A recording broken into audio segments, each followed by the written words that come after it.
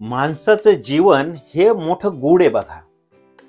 आपल्यालाच कळत नाही की आपलं जीवन कुठल्या दिशेने चाललंय. ओके, त्याच्यासाठी आपण अगोदर दोन गोष्टी ऐकणार आहोत बघा. त्या गोष्टी म्हणजे प्रयोग. ऍक्च्युली त्याच्यासाठी आपण दोन प्रयोग केले होते बघा माणसाने. काय केलं, महत्वाचा प्रश्न आहे ना मग, की माणसाचं जीवन कसं घडत जातं आणि काय केलं पाहिजे नेमकं, महत्वाचा प्रश्न आहे. त्याच्यासाठी सायंटिस्ट लोकांनी बघा काय केलं, अगोदर हत्तीवर प्रयोग केला. आता एवढ्यातच माझ्या मते 100-1 वर्षाच्या कालावधीमध्येच हा प्रयोग झाला. हत्तीचं एक लहान मुलगा पिल्लू,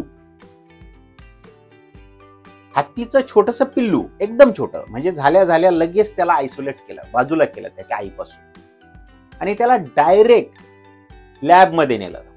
आता प्रयोग करायचा म्हटल्यावर आपण पहिले लॅबमध्ये घेऊन जातो, प्राणी असू नये तर माणूस असो, लॅबमध्ये त्याची टेस्ट. आता लॅबमध्ये घेऊन गेल्यानंतर त्याला खाऊ घालायला लागले, सगळं करायला लागले. नंतर मोठा झाला थोडासा तो. त्याच्यानंतर त्यांनी विचार केला की याच्या मेमरीज कशा कॅरी होतात ते चेक करायचं. ऍक्च्युली आपल्याला जर जीवन जाणून घ्यायचं असेल तर आपल्या मेमरीज आणि बिलीफ्स कशा घडतात ते जाणून घेणं गरजेचं आहे. भरपूर मोठा प्रश्न आहे हा बघा. बऱ्याच वर्षापासून प्रयत्न चालले त्याचा उलगडा करायचे. आता ते हत्तीचं पिल्लू मोठं झालं, नंतर त्याला त्या जंगलाच्या वातावरणात एकटं सोडलं गेलं. अगोदर बघितलं कुणी आजूबाजूला ऐकावं हत्ती नाहीये, एकटं सोडलं गेलं. तर आणि त्याला ट्रॅकर वगैरे, कॅमेरे वगैरे सगळं होतं. तर त्यांच्या असं लक्षात आलं की त्या पूर्ण एरियामध्ये एकच पाण्याचा सोर्स होता, पाणी पिण्याचा. तर त्याला तहान लागल्यानंतर कुणालाही न विचारता ऑटोमॅटिक ते पिल्लू, मोठं झालेला हत्ती, तो पाण्याकडे निघून गेला पाणी प्यायला. म्हणजे त्याची मेमरी कॅरी झाली अगोदर त्याच्या आजोबा पंजोबांकडून किंवा वडिलांकडून, की बाबा पाण्याचा सोर्स इकडे आहे. दुसरं, याच जंगलामध्ये एक पटरी होती जिथे जवळजवळ 200 वर्षापूर्वी, 150 ते 200 वर्षापूर्वी ऍक्सिडेंट झालेला. एक हत्ती मेला ट्रेन खाली येऊन. आता बरेच दिवस, बरेच महिने त्यांनी ट्राय केला की तो हत्ती त्या बाजूला सोडायचा आणि तो तिकडे जातोय का बघायचा, पण यांनी प्रयत्न करू नये, कधीच ती पटरी क्रॉस नाही केली. याच्यावरून आणखी एक सिद्ध झालं की बाबा रे, हे लोक 200-300 वर्षापूर्वीच्या मेमरी सुद्धा कॅरी करतात. आणि त्या कशा कॅरी होतात, कुणी सांगितलंय त्याला कानात येऊन, बाबा रे तिकडे पटरी आहे, तिकडे जाऊ नको, तिकडे ऍक्सिडेंट झाला आहे किंवा इकडे पाण्याचा सोर्स आहे. नाही, या मेमरीज त्यांच्या जीन्स मधून, डीएनए मधून ट्रान्सफर झाल्या. तसंच होतं बघा. आता पक्षी घ्या, थंड वातावरणातले पक्षी, थंड जे प्रदेश आहेत तिकडचे पक्षी घ्या. ज्यावेळेस थंडी सुटते, विंटर सीझन, त्यावेळेस ते उष्ण प्रदेशाकडे प्रवास करतात. एकटा पक्षी असेल तरी प्रवास करतो. चला, त्यांना कोणी सांगत नाही, त्यांच्या डीएनए मध्ये असतं. दुसरं उदाहरण देतो चला तुम्हाला. मांजराचं पिल्लू घ्या, छोटूस, एकदम छोटं झाले. आता आणलं होतं आम्ही पण मागच्या, आता सुट्टीमध्ये गावी गेल्यानंतर एकदम छोटे पिल्लं आणले. त्यांना काहीच सांगायची गरज पडत नाही. ते जसं जसं मोठं झालं त्याचं ऑब्झर्वेशन केलं मी, ते प्रॉपर शिकारी बनलं. त्याला जे खायचं तेच खाल्लं त्यांनी. ओके, म्हणजे ह्या सगळ्या मेमरीज येतात कुठून, त्यांना कोणी सांगत नाही. या मेमरीज येतात आपल्या जीन्स मधून, डीएनए मधून. मला सांगा, गाईला कितीही भूक लागली तरी ते मांस खाणार आहे का? ती मरून जाईल, किंवा वाघ मरून जाईल, तो पण गवत खाणार नाही. म्हणजे ह्या सगळ्या मेमरीज आपल्या डीएनए मधून ट्रान्सफर होतात, हे सिद्ध झालं. आता माणसाच्या बाबतीत एक प्रयोग केला गेला. माणसाचं छोटस बाळ झाल्या इन्फंट, एकदम छोटस, त्याला जंगलामध्ये सोडण्यात आलं. प्रयोग होता बघा हा, एकदम म्हणजे विचार करून आणि हे करून केलेला, कंट्रोल्ड एन्व्हायरमेंट मध्ये, म्हणजे लांबून, एकदम दुरून त्याच्यावर लक्ष ठेवण्यात आलं. आणि ते असंच, म्हणजे जसा मोगली आहे तसाच जंगलातल्या प्राण्यांबरोबर हळूहळू त्याची वाढ व्हायला लागली. हिंस्र प्राणी नाही, जे प्राणी गवत खातात त्यांच्याबरोबर सोडलं, नाहीतर मरेल, ते खाऊन घेतील, सिंह, वाघ वगैरे असतील. ते मोठं झालं. मोठं होऊन सुद्धा त्याला हे सुद्धा कळत नव्हतं, ते जसं बाकीचे प्राणी करत होते, 4 पायावरच चालत होतं. 4 हात, म्हणजे हात आणि पाय मिळून 4 पाय झाले त्याचे, आणि त्याच्यावरच चालत होतं. याच्यावरून हे आणखी एक सिद्ध होतं की माणसामध्ये तो गुण नाहीये, भरपूर कमी आहे. माणसाला प्रत्येक गोष्ट शिकायला लागते. आता बऱ्याचशा प्रयोगानंतर असं निष्कर्षात आलं की 50% 50% जे आपला स्वभाव आहे, आपल्या ज्या मेमरीज आहेत त्या आपल्याला आई वडिलांकडून आजोबांकडून भेटतात. पण त्याच्यात प्रॉब्लेम असा आहे बघा, याला सुद्धा आपण जसं वातावरण तुम्हाला अगोदर पण सांगितलं, एन्व्हायरमेंट,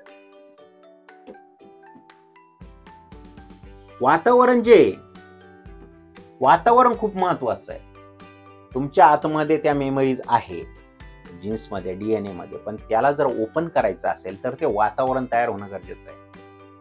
आणि हेच होतं बघा, ज्या वेळेस आपण आई वडिलांबरोबर राहतो त्यावेळेस त्यांचे जसे गुण आहेत तसंच आपलं संगोपन होतं बघा. संस्कार म्हणतात त्याला. आपल्या शास्त्रामध्ये तर गर्भसंस्कारापासून चालू होतं, म्हणजे जन्म यायच्या अगोदर पासून सुद्धा आपण मुलावर संस्कार करू शकतो आणि तसं ते वागतं. मग त्याच जसे त्याच्यावर संस्कार होतात, जसं वातावरण तयार होतं तशा त्याच्या मेमरीज याला बघा याला कमी होतात. मग हे 50% कमी होत जातं, 20-10 असं 30-20-10 पर्सेंटेज. म्हणजे माणसाच्या बाबतीत वेगळे, माणूस पूर्ण पुसून सुद्धा चेंज करू शकतो. आणि तेच कारण आहे मूवीज मध्ये दाखवतात आपल्याला, 2 मुलं राहतात, त्यांचे डीएनए सेम, एक कोण डाकू घेऊन जातो आणि एक चांगला माणूस पोलीस घेऊन जातो. एक पोलीस होतो आणि एक डाकू गुंडा बनतो. जे डीएनए तर सारखेच आहेत, पण होतं काय, एन्व्हायरमेंट, संस्कार भरपूर महत्वाचे. आता हे लक्षात आलं माणसाच्या एवढे प्रयोग केल्यानंतर. आता महत्वाची गोष्ट बघा, या सगळ्या गोष्टी मोठं झाल्यानंतर 21 वर्ष, तुम्हाला सांगितलं 21 वर्ष वय, 21 वर्षानंतर आपलं अनालिटिकल माइंड, म्हणजे काय बरोबर आहे आणि काय चुकीचं आहे हे ठरवणारं माइंड पूर्ण डेव्हलप होतं 21 वर्षानंतर. म्हणूनच 21वं वर्ष भरपूर महत्वाचं आहे. ओके, बरेचसे अधिकार भेटतात, नागरिकत्व, प्रॉपर अधिकार भेटतात आपल्याला. 18 ते 21 वर्षापर्यंत आपलं कम्प्लीट होतं. आता फीडबॅक येतो आपल्याला प्रत्येक वेळेस. हा कन्सेप्ट बघायचा आपल्याला. फीडबॅक भरपूर मोठं काम करतो बघा. या फीडबॅक भरपूर महत्वाचं काम करतो बघा. आणि ज्या अवघड परिस्थिती या फीडबॅकची आजकाल, आपल्या जीवनाचं काय होत आहे माहितीये तुम्हाला सांगतो. आपण एखादी गोष्ट केली, ओके, इथपर्यंत आलो, या दिशेना, आता दिशा बघा कशी होते. त्याच्यानंतर कोणीतरी आपल्याला फीडबॅक दिला, अरे बाबा हे असं नाही करायचं, हे असं करायचं. मग आपण गेलो इकडं त्याच्या सांगितल्याप्रमाणे.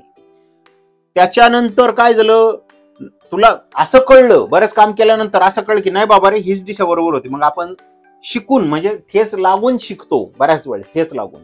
मग परत आपण या दिशेने चालू झालं. नंतर परत कोणीतरी येणार, वडिलांना सांगणार, अरे बाबा इंजिनिअरिंगला पाठव, तुझा पोरगा भरपूर स्कोप आहे. गेला, शिक्षण झाल्यानंतर गेला इकडं. असं म्हणजे आपलं जीवन हे असं असं असं असं क्रिकेट आहे, वाकडं तिकडे आहे. कधी कधी मागे पण जातात, भरपूर मागे जातात माणसं करोडपती आणि भरपूर मोठे होऊन सुद्धा. जेट एअरवेजचं उदाहरण घ्या, बरेच उदाहरण आहेत. काय विनोद कांबळेचं उदाहरण घ्या, पीकला एकदम इकडं टोकावर असून सुद्धा माणूस खाली पडतो, खतम होतो माणूस. हे सगळं होतं का, हा मोठा प्रश्न आहे. हे तर आपण चेंज करू शकतो, कंट्रोल करू शकतो. हे बघितलं आपण. बेसिक मध्ये काही झोले का ते बघितलं, चेक केलं. बेसिक मध्ये काय प्रॉब्लेम नाहीये, बेसिक सगळ्यांचं सारखंच असतं आणि चांगलं असतं. संस्कार आणि फीडबॅक, ठीक आहे, आता संस्कार चांगले आहेत आपले, पण फीडबॅकचा प्रॉब्लेम होतो, कारण आपल्याला फीडबॅक देणारे भरपूर आहेत. साधं उदाहरण देऊ, एक फीडबॅक, फेअर अँड लवली. सगळ्यांना माहिती बाबा, तोंडावर लावल्यावर त्यांनी गोरं होत नाही माणूस.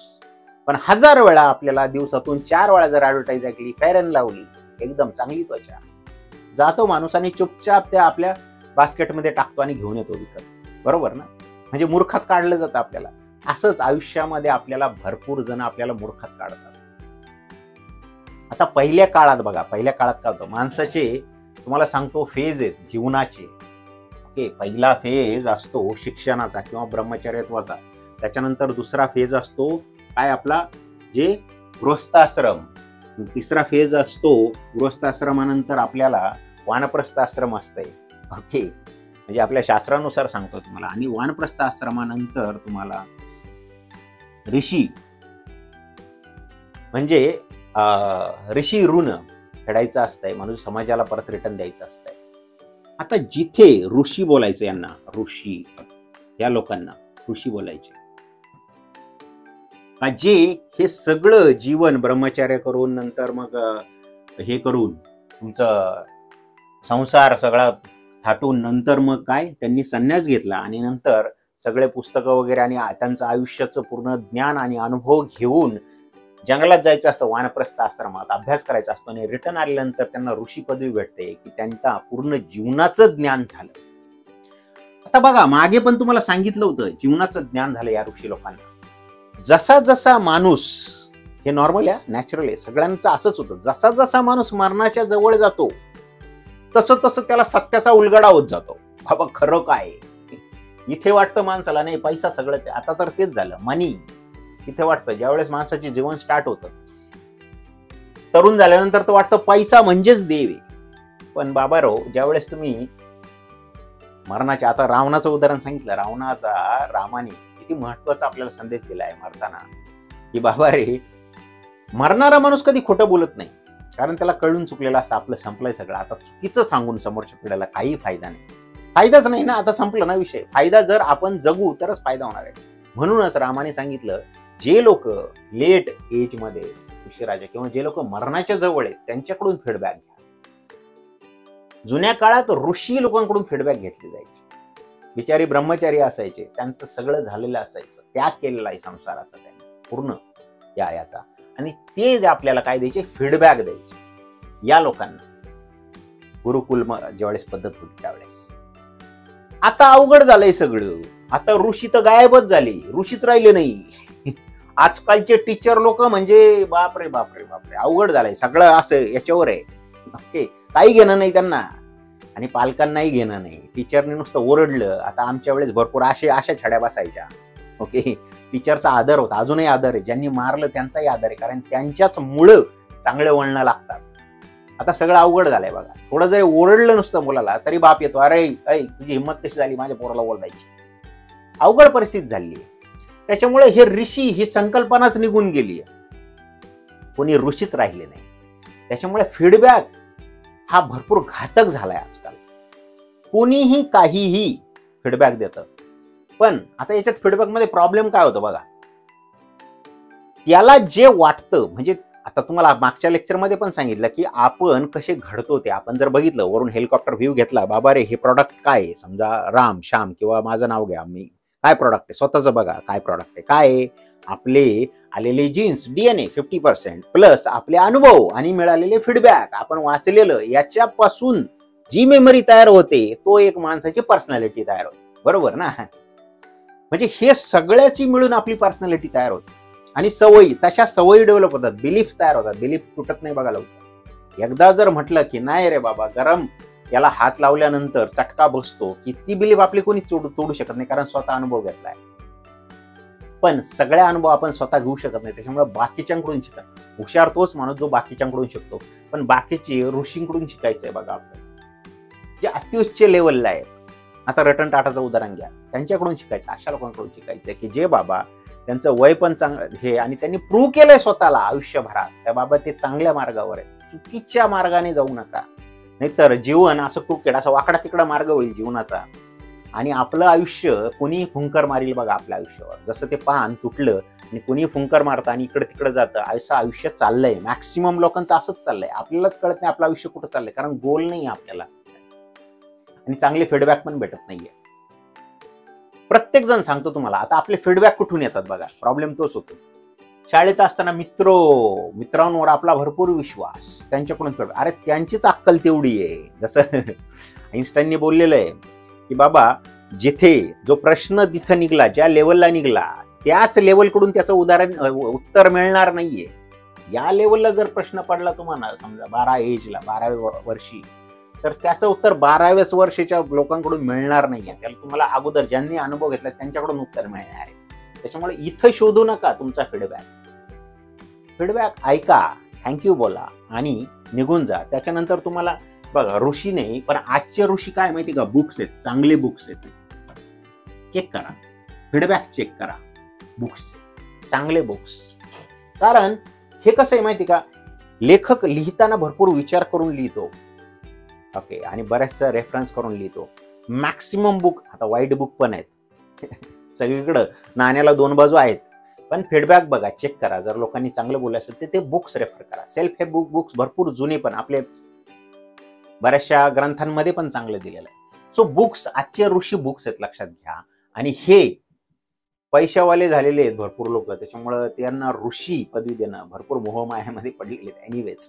पण जे चांगले लोक आहेत, लाईक रतन टाटा झाले, बरेचसे लोक चांगले, त्यांच्याकडून शिकणं भरपूर गरजेचं आहे. त्याच्यामुळे फीडबॅक घेताना भरपूर विचार करून घ्या बघा. कारण इंग्लिशमध्ये म्हणे, फीडबॅक और opinion is like an asshole, everybody has one. Okay, जाऊ द्या, इंग्लिश लोकांच्या अशाच म्हणी असतात. म्हणजे प्रत्येकाकडे आहे फीडबॅक. काय प्रत्येकाकडे काय स्वतःचं मत आहे. प्रत्येकाला वाटतं की माझ्या मनाप्रमाणे त्यांनी केलं पाहिजे. प्रत्येकाला दुसऱ्यावर राज्य करायचंय, नवऱ्याला बायकोवर राज्य करायचंय, बायकोला नवऱ्यावर करायचंय, सासूला सुनेवर करायचंय, आईला मुलावर करायचंय, शिक्षकांना यांच्यावर आणि पालकांना शिक्षकांना, सगळ्यांना प्रत्येकाची ओढ चालली, चढाओढ. मी त्याच्यावर कसं राज्य करेल, माझ्या मनासारखं कसं करेल. तुम्हाला सांगू, हा मोठा प्रॉब्लेम आहे की मला माझ्या मनाप्रमाणे त्यांनी केलं. असं नाही होत बघा. या तुम्हाला प्रत्येक वेळेस सांगतो मी, या पूर्ण पृथ्वीवर आपण एकाच माणसाला चेंज करू शकतो, बदलू शकतो, ते म्हणजे स्वतःला. दुसऱ्याला बदलण्याच्या मागे जाऊ नका. पूर्ण टाइमपास होईल, फुकटच. कोणी बदलत नाही बघा. अरे साध्या आपल्या मुलाला सुद्धा आपण चेंज करू शकत नाही, ज्याच्यात आपल्या स्वतःच्या DNA. लक्षात घ्या.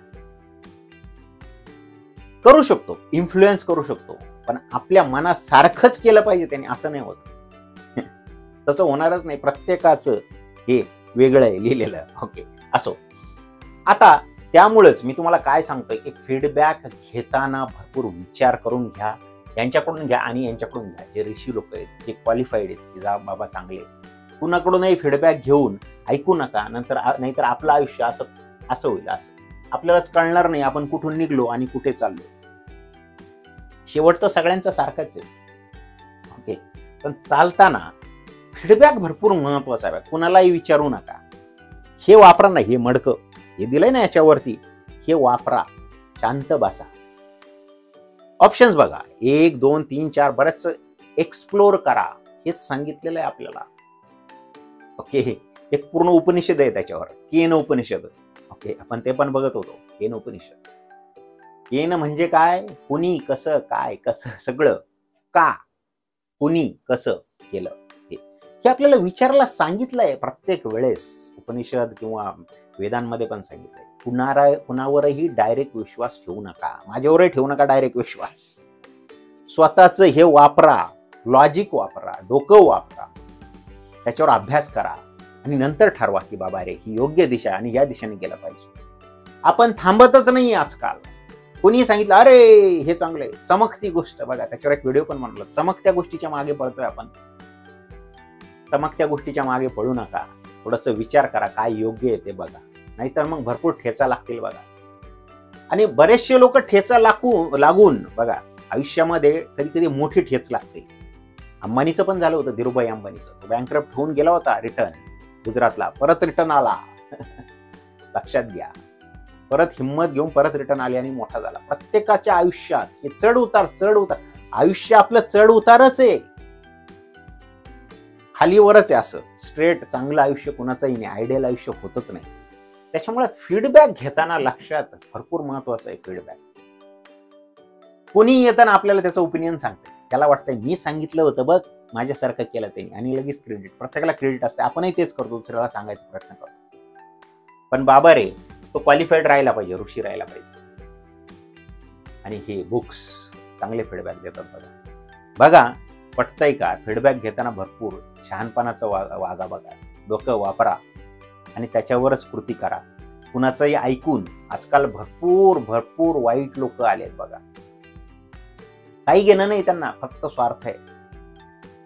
हे महत्वाचं आहे. यांच्याकडून फीडबॅक घ्या आणि चांगल्या मार्गावर चालायचा प्रयत्न करा बघा. पटतंय का? या विषयावर आपण परत पुढे बोलूच. ओके, चांगलं खा म्हणजे तुम्ही हेल्दी राहा. चांगलं मेंदूला पण चांगलं खाऊ घाला. याचा थोडासा आधार घ्यायचा प्रयत्न करा. ओके, व्यायाम करा. सगळे स्नायू चालते बोलते ठेवा. ओके, म्हणजे आपलं आयुष्य निरोगी आणि काय मुक्ती, सगळ्यात महत्वाचं काय, आपल्या व्याधींपासून दूर राहील. बघा, सगळ्यांना कशापासून मुक्ती पाहिजे? व्याधींपासून मुक्ती पाहिजे. ओके, बघा पटतंय का? आणि फीडबॅक घेताना थोडासा विचार करावा. नमस्कार.